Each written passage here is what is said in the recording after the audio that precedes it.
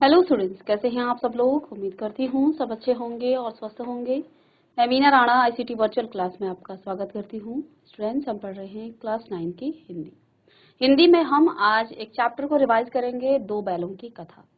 प्रेमचंद जी द्वारा लिखित ये कहानी कृषक और एक पशु के बीच का जो संबंध है उसके बारे में यहाँ पर बताया गया है। तो इस चैप्टर को पढ़ने से पहले प्रेमचंद जी के जीवन के बारे में थोड़ा सा जान लेते हैं। तो प्रेमचंद जी का जन्म सन 1880 में बनारस के लम्ही गांव में हुआ था। उनका मूल नाम जो है धनपत राय था और प्रेमचंद का बचपन अभावों में बीता, यानी कि उनको जो है एक जो सुख सुविधाएं एक बच्चे को मिलना चाहिए था वो सब उनको नहीं मिला। शिक्षा बीए तक ही हो पाई। उन्होंने शिक्षा विभाग में नौकरी की, परंतु असहयोग आंदोलन के में सक्रिय भाग लेने के कारण जो है उनको सरकारी नौकरी से त्याग पत्र दे दिया था और लेखन कार्य के प्रति पूरी तरह समर्पित हो गए। सन 1936 में इस महान कथाकार का देहांत हो गया था। तो ये एक यहाँ पर कथा वो लिखते हैं, दो बैलों की कथा। प्रेमचंद की कहानियां जिसमें मानसरोवर के 8 भागों में संकलित हैं। सेवा सदन, प्रेमाश्रम, और कई बार आपको ये जो हैं इनके जो कहानियां हैं वो आपको पूछे जाते हैं। सेवा सदन, प्रेमाश्रम, रंगभूमि, कायाकल्प, निर्मला, गबन, कर्मभूमि, गोदान, ये सभी जो हैं बहुत महत्वपूर्ण इनकी रचनाएं हैं। उनके प्रमुख यहाँ पर उपन्यास हैं।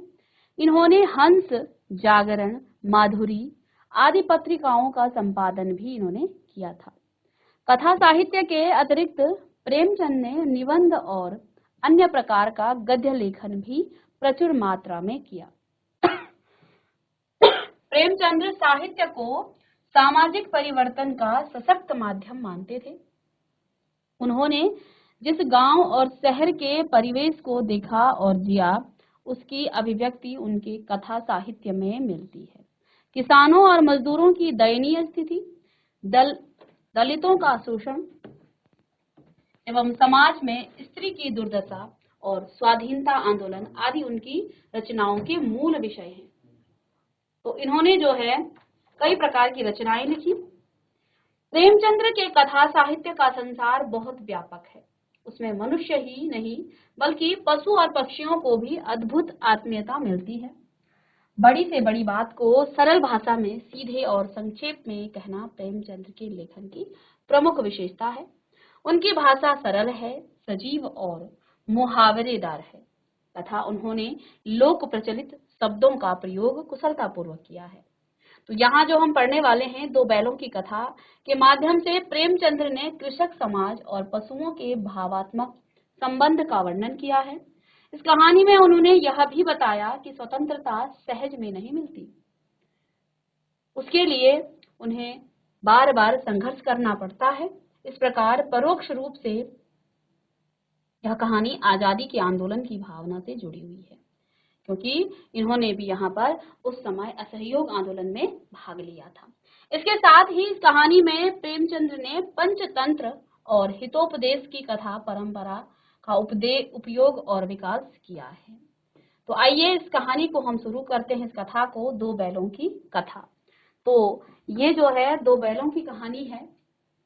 आइए चैप्टर में शुरुआत कहाँ से होती है। जानवरों में गधा सबसे ज्यादा बुद्धिहीन समझा जाता है। प्रेमचंद्र जी कहते हैं कि जानवरों में सबसे ज्यादा बुद्धिहीन, यानी जिसके अंदर बुद्धि ना हो, उसमें हम गधे को कहते हैं कि गधा जो है सबसे बुद्धिहीन पशु है। हम जब किसी आदमी को परले दर्जे का बेवकूफ कहना चाहते हैं, अब आप किसी कोई ऐसा व्यक्ति आपके सामने है, वो बहुत ही ज्यादा बुद्धिहीन है, बहुत ही मंद बुद्धि है, तो हम उसे क्या कहते हैं, तो उसे हम गधा कहते हैं। कहते हैं ना, ये कहावत है, गधा है ये गधा। कई बार जो है आपके बड़े भी आपको कहते हैं गधा है। गधा सचमुच बेवकूफ है या उसके सीधेपन, उसके निरापद और सहिष्णुता से उसे यह पदवी दे दी है। तो अब लेखक कहते हैं कि क्या ये गधा जो है ये सचमुच में इतना जो है बेवकूफ है, या इसका जो सीधापन है, ये जो है जितने अपनी सीधेपन की वजह से इसे जो है गधा कहा जाता है, ये सच में बेवकूफ नहीं है। अब इसका निश्चय नहीं किया जा सकता है। लेखक कहते हैं प्रेमचंद जी कि इसका जो है हम इसका जो है निश्चय नहीं कर सकते हैं कि ये वास्तव में ये जो गधा है, जिसे हम गधा कहते हैं, वो जो है वास्तव में बेवकूफ है, इसका जो है निश्चय नहीं किया जा सकता है। गाय सींग मारती है, ब्याई हुई गाय तो अनायास ही सिंहनी का रूप धारण कर लेती है। आपने देखा होगा जो गाय होती है, गाय भी को भी सीधा कहा जाता है, लेकिन जब जो है गाय ब्याती है, उसका जब बछड़ा होता है तो वो जो है अपने आसपास, अपने बछड़े के आसपास किसी भी व्यक्ति को नहीं, अनजान व्यक्ति को नहीं आने देना चाहता है। वो जो है सिंहनी जैसा रूप बना देती है। वो जो है कई बार आपने देखा होगा कि गाय जो है किसी की मौत का कारण भी बन जाती है। तो गाय जो है क्या करती है, सींग मारती है, और अनायास ही जब वो ब्याई हुई गाय होती है, वो अनायास यानी बिना कारण ही वो सिंगनी का रूप धारण कर लेती है, क्योंकि उसे अपने बछड़े की रक्षा करनी है। इसके लिए जो है वो कई बार जो है आत्मरक्षा और उस बछड़े की रक्षा के लिए जो है इस तरह का काम करती है। कुत्ता भी बहुत गरीब जानवर है। देखिए, कुत्ता जो है बहुत गरीब जानवर है, क्योंकि वो एक रोटी के टुकड़े के लिए आपके दरवाजे पर बैठा रहता है और इंतजार करता है कब आप उसे एक रोटी का टुकड़ा दोगे, और उसे खा करके वो वहां से चला जाता है। तो कुत्ता भी जो है बहुत गरीब जानवर है, लेकिन कभी कभी उसे भी क्रोध आ जाता है। लेकिन जो जानवर आपके दरवाजे पर एक टुकड़े रोटी के लिए बैठा रहता है, कभी कभी उसे भी गुस्सा आ जाता है, किंतु गधे को कभी क्रोध करते नहीं सुना न देखा। तो यहाँ पर प्रेमचंद जी बता रहे हैं कि गधा वास्तव में बेवकूफ है, या इसको जो है इसके सीधेपन की वजह से बेवकूफ कहा जा रहा है। देखिए, जिस व्यक्ति को या कि जिस जानवर को गुस्सा आता है उसे हम सीधा नहीं कहते हैं। गाय को भी सीधा कहा जाता है, गौ माता, गौ की हम पूजा करते हैं, गौ की। लेकिन कभी कभी जो है जब वो ब्याई हुई होती है तो अपने बछड़े और आत्मरक्षा के लिए जो है वो सिंगनी का रूप धारण कर लेती है। कुत्ता जो कि एक टुकड़े रोटी के लिए आपके दरवाजे पर बैठा बैठा रहता है, इंतजार करता है कि कब आप उसे एक टुकड़ा रोटी दोगे, और फिर जो है वो उसी से संतुष्ट होकर वहां से चला जाता है। लेकिन कभी कभी उसे भी क्रोध आ जाता है, गुस्सा आ जाता है। लेकिन लेखक बताते हैं इन सब के बावजूद भी जो गधा होता है ना, आपने उसे कभी भी क्रोध करते हुए नहीं देखा है। आप गधे को कितना भी पीटो, वो कभी पलट कर जो है, आप देखते होंगे बैल, बैल भी कई बार जब बिगड़ जाते हैं तो फिर वो हाथ नहीं आते, वो वहां से क्रोधित होकर या तो वो मारते हैं या तो वहां से भाग जाते हैं। लेकिन गधा ऐसा बिल्कुल भी नहीं करता है। गधा जो है आप उसे चाहे खाने को दो ना दो, वो अपना जो है क्रोध कभी भी आपके सामने आपने अब कभी प्रकट नहीं करता है। तो यही बात यहाँ पर प्रेमचंद जी कहते हैं, किंतु गधे को कभी क्रोध करते नहीं सुना न देखा। जितना चाहो गरीब को मारो, चाहे जैसी खराब सड़ी हुई घास सामने डाल दो, उसके चेहरे पर कभी भी असंतोष की छाया भी न दिखाई देगी। बैसाख में चाहे एक आध बार कुलेल कर लेता हो, पर हमने तो उसे कभी खुश होते नहीं देखा। उसके चेहरे पर एक जो है विषाद सी जो है स्थायी रूप से छाया रहता है। लेखक कहते हैं कि आपने जो है कई जानवरों को गुस्सा करते हुए देखा है, लेकिन गधे को जो है आप उसके सामने चाहे कैसी भी घास डाल दो, वो जो है कभी भी आपके सामने असंतोष की छाया जो है उसमें नहीं दिखाई देगी। ठीक है, कहते हैं पर हमने तो उसे कभी खुश होते नहीं देखा है। उसके चेहरे पर हमेशा ही जो है एक प्रकार का जो है खुशी जो है, विषाद सी उसके चेहरे पर जो है स्थायी रूप से रहती है। वो ना तो कभी खुश दिखता है और ना ही वो कभी क्रोधित दिखता है, यानी वो समान रूप से एक समान रहता है। आप उसे बहुत अच्छा घास भी दोगे तब भी वो वैसा ही दिखेगा, आप उसके सामने सड़ी गली जो है घास दे दोगे तब भी वो वैसा ही रहता है। एक विषाद जो है उसकी स्थायी रूप से उसके पर छाया रहता है। चाहे सुख हो या दुख हो, लाभ हो या हानि हो, किसी भी दशा में उसे बदलते नहीं देखा है। आपने गधे को कभी भी बदलते उसके चेहरे पर, उस पर जो है आपने कभी बदला हुआ नहीं देखा होगा। ना तो उसमें खुशी है, ना उसमें जो है कभी दुख है, वो हमेशा जो है एक सा ही रहता है। किसी भी दशा में उसे बदलते नहीं देखा। अब यहाँ लेखक क्या कहते हैं ऋषियों मुनियों के जितने गुण जो हैं वे सभी उसमें पराकाष्ठा को पहुंच गए हैं। जो ऋषि मुनि, अब देखिए ऋषि मुनि आजकल के जो समाज में ऋषि मुनि बने हैं, कुछ लोग तो ऐसे ढोंग करते हैं, लेकिन जो वास्तव में ऋषि मुनि होते हैं, जिनके अंदर जो है वो ऋषि मुनियों के गुण होते हैं सचमुच में, वो सारे गुण इस गधे में दिखते हैं। क्योंकि ऋषि और मुनि के लिए सुख और दुख दोनों समान हैं। दुख सुख लाभ हानि उनके लिए कुछ भी जो है, कोई भी चीज उनको प्रभावित नहीं करती है। ऐसा ही कुछ इस गधे में भी दिखता है, लेकिन हम उसके सीधेपन को, उसकी महानता को हम बेवकूफी कहते हैं, क्योंकि उसे गुस्सा नहीं आता है, वो गुस्सा नहीं जताता है। उसे जो है भूख लगती है तो वो जो है क्रोध आपके सामने जो है खाने के लिए जो है कोई जिक्र नहीं करता है। उसको आप बहुत अच्छा भी दे देंगे तो वो खुशी नहीं मनाता है। आप उसके सामने बहुत सारे जुल्म करेंगे, आपने देखा होगा गधों को जो है लोग कितना मारते हैं, ठीक है, तो तब भी जो है वो कभी भी क्रोध नहीं करता है। तो यहाँ प्रेमचंद जी कहते हैं कि जो गधा है ना, उसमें ऋषि और मुनियों के जैसे गुण हैं, वो भी चरम सीमा वाले गुण। तो वो सारे गुण हैं किसमें? एक गधे में। पर आदमी उसे बेवकूफ कहता है, लेकिन हम लोग उसे क्या कहते हैं? वो बेवकूफ उसे कहते हैं। सद्गुणों का इतना अनादर कहीं नहीं देखा। अब प्रेमचंद जी कहते हैं कि इतने सद्गुण हैं इसमें, जिसके लिए न दुख है, न सुख है, न लाभ है, न हानि है, ठीक है, इतने गुण होने के बावजूद भी हम उसका अनादर करते हैं। और ऐसा अनादर आपने कहीं नहीं देखा होगा। कदाचित सीधापन संसार के लिए उपयुक्त नहीं है। देखिए ना, भारतवासियों की अफ्रीका में क्या दुर्दशा हो रही है। तो अब प्रेमचंद जी कहते हैं कि हमारे जो भारतवासी है ना, अफ्रीका में जाइए जरा, उनकी क्या दुर्दशा हो रही है, क्यों अमेरिका में उन्हें घुसने नहीं दिया जाता है। और देखिए हमारी ऐसी दुर्दशा हो गई है कि अमेरिका में हम लोगों को घुसने नहीं दिया जाता है। बेचारे शराब नहीं पीते, 4 पैसे कुछ समय के लिए बचा कर रखते हैं, जी तोड़कर काम करते हैं, किसी से लड़ाई झगड़ा नहीं करते, 4 बातें सुनकर गम खा जाते हैं, फिर भी बदनाम है। कहा जाता है वे जीवन के आदर्शों को नीचा करते हैं। अगर वे भी ईंट का जवाब पत्थर से देना सीख जाते तो शायद जो है सभ्य कहलाने लगते। जापान की मिसाल सामने है। एक ही विजय ने उसे संसार की सभ्य जातियों में गण्य बना दिया।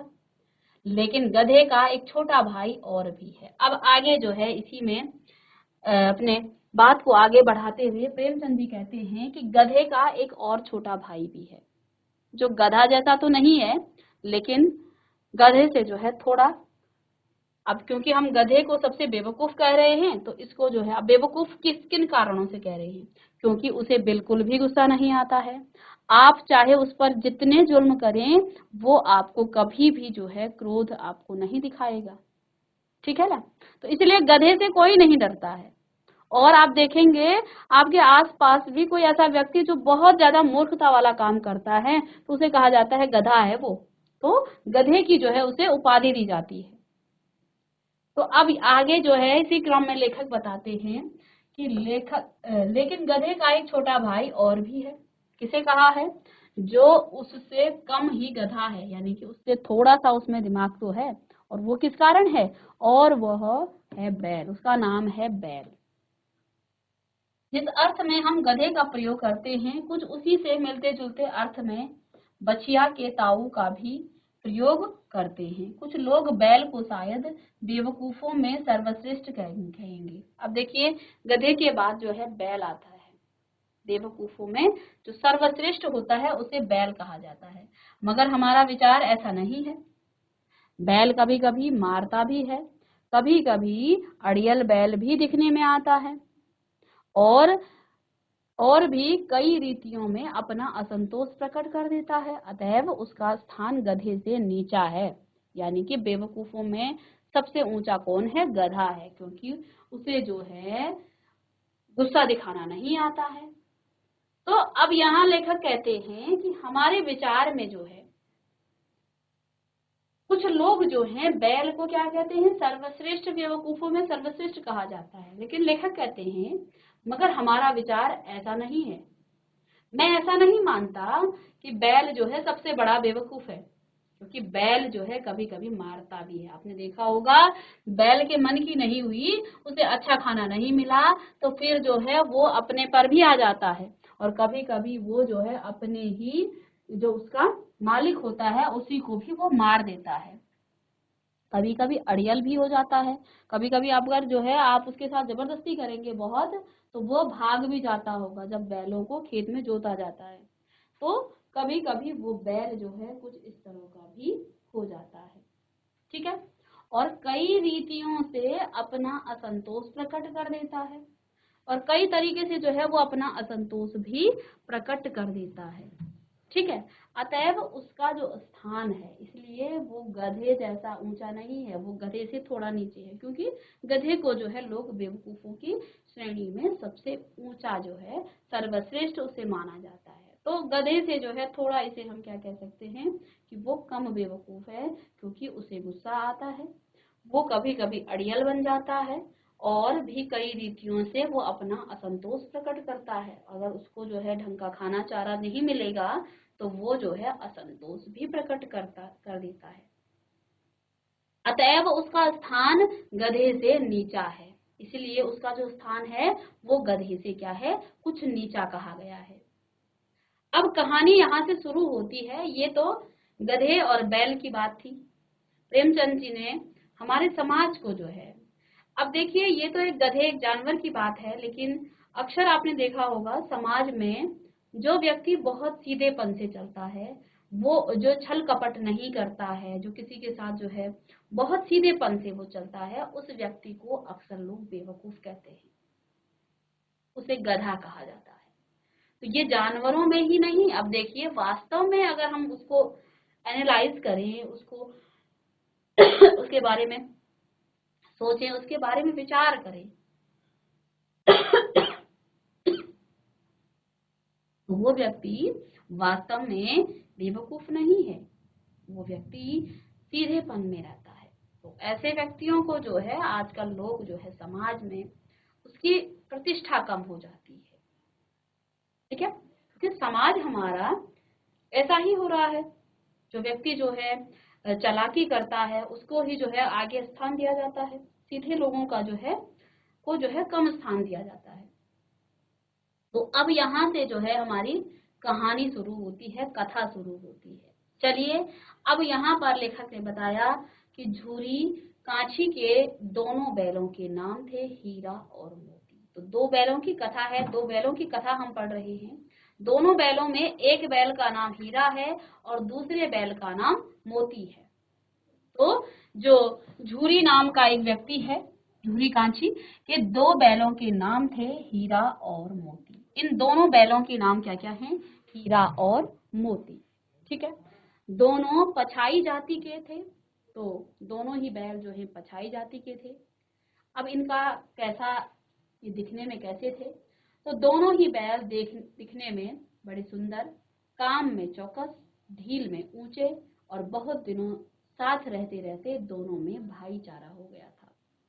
तो दोनों बैल जो हैं बहुत ही अच्छे थे, सुंदर, दिखने में सुंदर थे, काम जो है अच्छे से करते थे, चौकस यानी कि ढील में ऊंचे थे। दोनों कई दिनों तक जो है साथ रहे, इसलिए उन दोनों में भाईचारा, जैसे अपने दो भाइयों के बीच जो प्रेम होता है, ऐसा ही कुछ हीरा और मोती में भी हो गया था। दोनों जो है आप आमने सामने या आस पास बैठे हुए एक दूसरे से मूक भाषा में विचार और विनिमय करते थे। अब देखो, पशु जो है आपस में, ये दोनों बैल भी क्या करते थे? विचार और विनिमय करते थे, आपस एक दूसरे के सामने बैठते थे, एक दूसरे से जो है वो मूक भाषा, यानी मूक भाषा जानते हैं, अपने इशारों में ही वो जो है विचार और विनिमय करते थे। एक दूसरे के मन की बात कैसे समझ जाता था हम नहीं कह सकते। अब ये दोनों जो हैं एक दूसरे के मन की बात को कैसे वो समझ जाते थे, ये तो हमें नहीं पता। ठीक है। अवश्य ही उसमें कोई ऐसी गुप्त शक्ति है। तो लेखक प्रेमचंद जी कहते हैं कि ये दोनों बैल जो हैं, पहले तो ये दिखने में बड़े सुंदर थे, झूरी कांची के ये दोनों बैल हैं, और ये पछाई जाति के बैल दोनों ही सुंदर हैं देखने में, काम भी बहुत अच्छा करते हैं, ढील में ऊंचे थे। बहुत दिनों तक ये दोनों बैल आपस में साथ रहे तो इनका आपसी जो प्रेम है वो बढ़ गया। एक दूसरे से भाईचारा जैसा व्यवहार करते थे, एक दूसरे के सामने वो रहते थे, आसपास बैठे हुए एक दूसरे से वो जो है मूक भाषा में क्या करते थे, विचार और विनिमय करते थे। एक दूसरे के मन की बात कैसे समझ आता था हम नहीं कह सकते, अवश्य ही उनमें कोई ऐसी गुप्त शक्ति थी।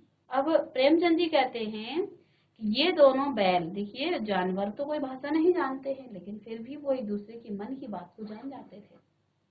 तो कहते हैं अवश्य ही इनमें जो है कुछ ऐसी गुप्त शक्ति थी जिससे जीवों में श्रेष्ठता का दावा करने वाला मनुष्य जो है वंचित है। तो अब प्रेमचंद जी कहते हैं कि मनुष्य जो है, हम भाषा को ध्यान देते हैं, किसी के विचारों को, किसी की भावनाओं को समझना जो है आज के मनुष्य के लिए ये कठिन हो गया है। कठिन इसलिए हुआ है क्योंकि हम शब्दों पर जाते हैं, हम किसी के विचारों को, यदि व्यक्ति कोई सीधा साधा है, चुपचाप है, उसने कुछ कहा नहीं है और एक व्यक्ति जो है उसका मन बड़ा निर्मल है और दूसरा व्यक्ति अंदर से बहुत ही उसका मन स्वच्छ नहीं है, दूसरे के प्रति उसकी जो है क्रूर भावनाएं हैं, दूसरे के प्रति ईर्ष्या की भावना है, लेकिन वो मुंह से जो है बहुत अच्छी अच्छी बातें करते हैं, हम लोग उस व्यक्ति को ज्यादा अच्छा मानते हैं। हम यानी कि हम पूरे समाज की बात करते हैं, समाज के जो लोग हैं उसी को अच्छा मानते हैं क्योंकि उसे बोलना आता है, उसे बोलने की कला है। और वो व्यक्ति जो सीधेपन में, उसे जो है ऐसा कुछ बातें बनानी नहीं आती हैं, तो उसके सीधेपन को हम समझ नहीं पाते हैं और ना ही समझना चाहते हैं। यदि हम व्यक्ति को उसके भावों से समझें तो फिर जो है समाज में हम हर व्यक्ति को समझेंगे, लेकिन हमारी जो सोच है वो सिर्फ शब्दों तक ही रह गई है। किसी को समझना हमारे बस से बाहर हो गया, हम समझना ही नहीं चाहते हैं। ठीक है, तो इसलिए प्रेमचंद जी ने क्या कहा है कि मनुष्य अब जीवों में अपने आप को श्रेष्ठ कहता है, लेकिन ये दावा जो है यहाँ मनुष्य से जो है वंचित है, क्योंकि हम किसी के भावों को, किसी के विचारों को नहीं समझते हैं। जो व्यक्ति मूक है, चुपचाप है और उसे जो है वो कला नहीं है बोलने की, वो नहीं बोल पा रहा है, अपनी भावनाओं को व्यक्त नहीं कर पा रहा है, हम उस व्यक्ति को समझ ही नहीं पाते हैं। और जो व्यक्ति अंदर से आपके प्रति ही वो ईर्ष्या करता है लेकिन फिर भी वो अच्छा बोलता है, मीठा बोलता है, इसलिए हम उसे अच्छा समझने लग जाते हैं। ठीक है, तो यहाँ प्रेमचंद जी ने इसी बात को कहा कि जीवों में श्रेष्ठता का दावा करने वाला मनुष्य वंचित है, क्योंकि हीरा और मोती दोनों एक दूसरे के विचारों को समझ जाते थे, एक दूसरे की मन की बात को वो समझ जाते। अब हमारे मन में, अब आजकल का समाज के लोग जो हैं इस प्रकार के बन चुके हैं कि विचार उनके मैले हैं, लेकिन उनको कला है बोलने की, अच्छा बोलने की, सोच अच्छी नहीं है, दुगला व्यवहार बन गया है लोगों का, समाज के लोगों का दुगला व्यवहार। सबका नहीं कह सकते हैं लेकिन कुछ लोगों के साथ ऐसा होता है, क्योंकि यहाँ उन्होंने वही बात कही है कि जो गधा है वो बहुत सीधा है। देखिए एक जानवर देखिए बहुत सीधा है, लेकिन हम उसे गधा कहते हैं। और मनुष्यों में भी जो सबसे ज्यादा बेवकूफ होता है, कई बार आपने देखा होगा किसी बच्चे को आप कितनी बार बताएंगे लेकिन उसे समझ में नहीं आता है, हम क्या कहते हैं, ये बेवकूफ है, गधा है।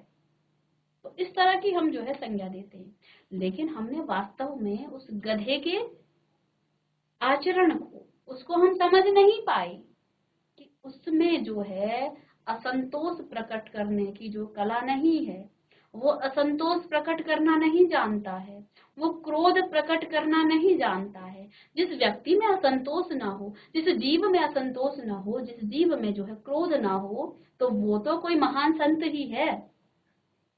वास्तव में यहाँ प्रेमचंद जी कहना चाहते हैं कि ये जो गधा है ना, इसमें संतों के जैसे, ऋषि मुनियों के जैसे गुण हैं, लेकिन हम उन गुणों को पहचान नहीं पाते हैं और उसकी जो है हम कद्र नहीं करते हैं। तो यहाँ पर हमारी जो कहानी शुरू होती है, हीरा और मोती, दो बैल जो कि झुरी काछी के दो बैल हैं, ये पछाई जाति के दो बैल हैं जो कि दिखने में बड़े सुंदर हैं, काम भी चौकस करते हैं, ढील में ऊंचे हैं, बहुत दिनों तक ये दोनों साथ रहे हैं, इसलिए दोनों के बीच भाईचारे का सब व्यवहार बन गया है। आचार विचार इनके जो है एक दूसरे से जो है इनके विचार अपनी मूक भाषा में ये अपने विचारों का विनिमय करते हैं, यानी कि एक दूसरे के विचारों को ये समझ जाते हैं। एक दूसरे के मन की बात को कैसे समझ जाता था हम नहीं जान कह सकते हैं, अवश्य ही उनमें कोई गुप्त शक्ति थी। अब यहाँ लेखक ने बताया जिससे जीवों में श्रेष्ठता का दावा करने वाला मनुष्य वंचित है, यानी कि ये जो है बिना बोले एक दूसरे की बात को समझ जाते थे, जबकि मनुष्य में जो है मनुष्य अपने आप को क्या कहता है कि जीवों में वो सर्वश्रेष्ठ है, क्योंकि उसके अंदर विचार हैं, क्योंकि वो बोल उसमें भाषा है। लेकिन आज मनुष्य के कुछ ऐसे गुण, मनुष्य जो है इतना पीछे हो रहा है, शायद कुछ पशु ही जो है मनुष्य को कुछ बातें सिखा जाता है। ठीक है, तो श्रेष्ठता का दावा करने वाला मनुष्य जो है वंचित है, इसीलिए कहा है क्योंकि ये दोनों बैल एक दूसरे की भावनाओं को समझ जाते थे। हम विचारों पर, हम भावनाओं को समझ नहीं पाते हैं, हम मनुष्य की बातों को भी जो है बात का अनर्थ बना देते हैं। ये मनुष्य की प्रवृत्ति हो गई है। ठीक है, तो बिना विचार जाने, बिना भावों को जाने हम बातों पर ध्यान देते हैं। और बातें तो देखिए, आप जानते हैं कि किसी बोलने की बहुत अच्छी कला है, हालांकि वो आपके प्रति ईर्ष्या भाव रखता है, लेकिन उसे बहुत अच्छी कला है, आपके सामने बहुत अच्छा बोलता है तो आप उसके प्रति जो है नरम हो जाते हैं। कोई व्यक्ति ऐसा होता है जो आपके प्रति अच्छे भाव रखता है, लेकिन आपके सामने जो है वो कुछ कटु बोल देता है, इसकी वजह से आप जो है उसके प्रति जो है कुछ इस तरह का जो है कठोर व्यवहार रखते हैं। तो ये जो है मनुष्य की प्रवृत्ति हो गई है। लेकिन हीरा और मोती दोनों एक दूसरे की भावनाओं को, एक दूसरे के विचारों को समझते थे। तो यहाँ पर लेखक ने ये कहा है, दोनों एक दूसरे को चाट कर और सूंघ कर अपना प्रेम प्रकट करते थे। कभी कभी दोनों सींग भी मिला लिया करते थे, विग्रह के नाते से नहीं, लड़ाई के नाते से नहीं, केवल विनोद के भाव से एक दूसरे से जो है प्रेम भाव जो है वो प्रकट करते थे। आत्मीयता के भाव से, जैसे दोस्तों में घनिष्ठता होते ही जो है वो धौल धप्पा होने लगता है। आपने देखा होगा दो दोस्त जब बहुत घनिष्ठ होते तो वो एक दूसरे को कुछ भी बोलते हैं, मारते भी हैं, तो वो बुरा नहीं मानते हैं। ऐसा ही कुछ हीरा और मोती में भी प्रेम था। वो एक दूसरे से प्रेम भाव से जो है सींग मिलाते थे, एक दूसरे को चाट कर जो है अपना प्रेम प्रकट करते थे। ठीक है, और आत्मीयता के भाव से जो है वो दोनों में घनिष्ठता थी। इसके बिना दोस्ती कुछ फुसफुसी, कुछ हल्की सी रहती है, पर ज्यादा विश्वास नहीं किया जा सकता। जिस वक्त ये दोनों बैल हल या गाड़ी में जोत दिए जाते और गर्दन हिलाकर जो है चलते, तो अब जो है बैल थे तो इन दोनों को जो है जोतना भी था, जोते भी जाते थे, इसीलिए तो बैल का काम ही होता है खेत को जो है खेत में हल चलाना। तो जब इन दोनों को जोता जाता था, इन दोनों बैलों को, हीरा और मोती को। ठीक है, तो अब यहाँ लेखक कहते हैं कि जिस समय इन दोनों पर जो है हल जोता जाता था तो कुछ हल्की सी रहती थी, जिस पर ज्यादा विश्वास नहीं किया जा सकता है। जिस वक्त ये दोनों बैल हल या गाड़ी में जोत दिए जाते थे और गर्दन हिला हिला कर चलते, उस वक्त हर एक की यही चेष्टा होती थी कि ज्यादा से ज्यादा बोझ मेरी ही गर्दन पर रहे। अब दोनों को जब जोत लिया जाता था तो दोनों यही चाहते थे कि भाई हीरा ये चाहता था कि मेरे ऊपर ही ज्यादा भार हो, और मोती भी यही चाहता था, यानी कि एक दूसरे को जो है वो सहारा बनते थे। ठीक है, दिन भर के बाद दोपहर या संध्या को दोनों खुलते तो एक दूसरे को जो है वो चाट चूट कर अपनी थकान मिटा लिया करते थे। नाद में खली भूसा पड़ जाने के बाद दोनों साथ उठते और साथ नाद में मुंह डालते और साथ ही बैठते थे। एक मुंह हटा लेता तो दूसरा भी हटा लेता। आपने देखा होगा जानवरों को, कई बार ऐसे जानवर होते हैं, एक सोचता है कि मैं ही खाऊं। ठीक है, आपने बंदरों को भी देखा होगा, बंदर तो अपने बच्चे के मुंह से भी निकाल करके खा लेता है। ठीक है। और अगर बच्चा खाने की चेष्टा करता है तो वो उसे भी धक्का मार देता है। लेकिन इन दोनों जानवरों में ऐसी जो है कुछ भी भावना नहीं थी।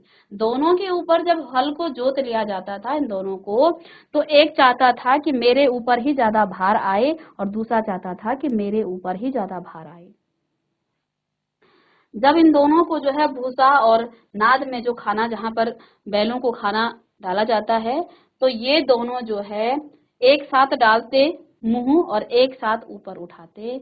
एक दूसरे से जो है ये बिल्कुल भी इनके अंदर जो है ऐसा भाव नहीं था कि मैं ज्यादा खाऊं, क्योंकि दोनों ही वो नाद में मुंह डालते और साथ ही बैठते थे। एक मुंह हटा लेता तो दूसरा भी हटा लेता। इस तरह की जो है इनके बीच जो है भावनाएं थी। ठीक है। संयोग की बात, झुरी ने एक बार गोई को ससुराल भेज दिया। बैलों का को क्या मालूम कि वे क्यों भेजे जा रहे हैं, समझे मालिक ने हमें बेच दिया। तो अब क्या हुआ, झुरी ने एक बार जो है इनको गोई को जो है ससुराल भेज दिया। दोनों को क्या मालूम कि वे क्यों भेजे जा रहे, समझे उन दोनों ने समझा कि मालिक ने हमें बेच दिया, और अपना यूं बेचा जाना उन्हें जो है अच्छा लगा या बुरा कौन जाने, पर झूरी के साले गया को घर तक गोई ले जाने में जो है दांतों पसीना आ गया, यानी कि वो आनाकानी करने लग गए। पीछे से हाँकता तो दोनों दाएं बाएं भागते, पगहिया पकड़कर आगे से खींचता तो दोनों पीछे को जोर लगाते, मारता तो दोनों सींग नीचे करते, झुकाते। अगर ईश्वर ने उन्हें बाणी दी होती तो झूरी से पूछते कि तुम हम गरीबों को क्यों निकाल रहे हो, हमने तो तुम्हारी सेवा करने में कोई कसर नहीं उठा रखी। अगर इतनी मेहनत से काम न चलता था तो और काम कर लेते, हमें तो तुम्हारी चाकरी में मर जाना कबूल था। हमने कभी दाने चारे की शिकायत नहीं की, तुमने जो कुछ खिलाया वह सिर झुकाकर खा लिया, फिर तुमने हमें इस जालिम के हाथ क्यों बेच दिया। तो अब क्या हुआ, जो हीरा और मोती थे उन दोनों को जो है अपने साले गया के घर भेज दिया गया। तो अब यहाँ पर ये जो है आनाकानी करने लग गए। ठीक है, अब नेक्स्ट क्लास में पढ़ेंगे हम इस चैप्टर को। तो मिलते हैं नेक्स्ट लेक्चर में, तब तक के लिए थैंक यू।